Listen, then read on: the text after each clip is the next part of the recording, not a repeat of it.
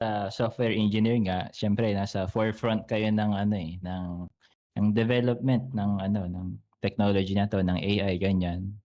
Sa tingin mo ba ano, parang nasa point of ano na ba tayo, no return? No return. Kasi yung impact niya sa society 'di ba, yun sa learning process ng mga students, sa convenience ng mga tao 'di ba?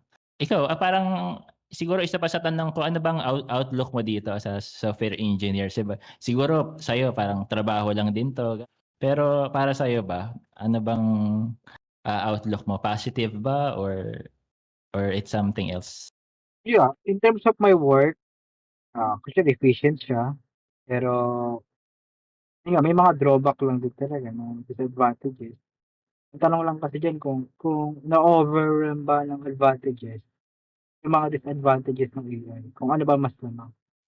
Kung mas lamang ang disadvantages and which is bad, yun, dapat itigil. Pero yeah, ang kaya kasi magandang ang kaya mabilis yung progress kasi unang-una profit, imago ng company. Pangalawa, wala na silang pakialam sa society kung ano kung ano mang mangyari. Yung katulad ng Facebook, 'di ba? Alam ng Facebook na nakakasira ng utak yung social media pero ano, marami kaming user, eh, kailangan namin kumita.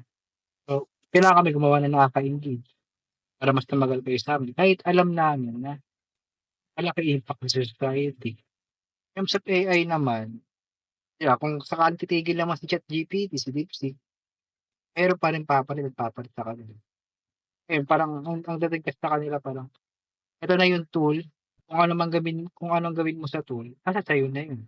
Hindi ka naman pinipilit ni Facebook na tumingin ka sa application niya araw-araw, wala namang nagtatali sa'yo o magsasaksak sa'yo ng kutsilyo na 'pag 'di mo 'to ginamit mamamatay ka, 'di ba? Siguro ang hirap pagtiwalaan ng humanity sa ganitong type of technology.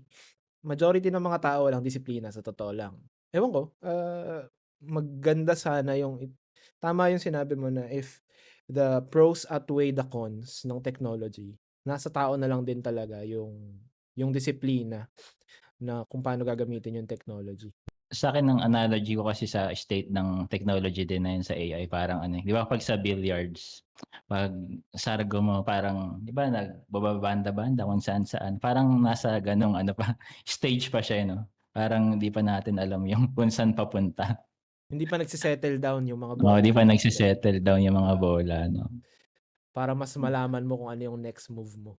In the next 10 Actually years sabi nga ni Peter.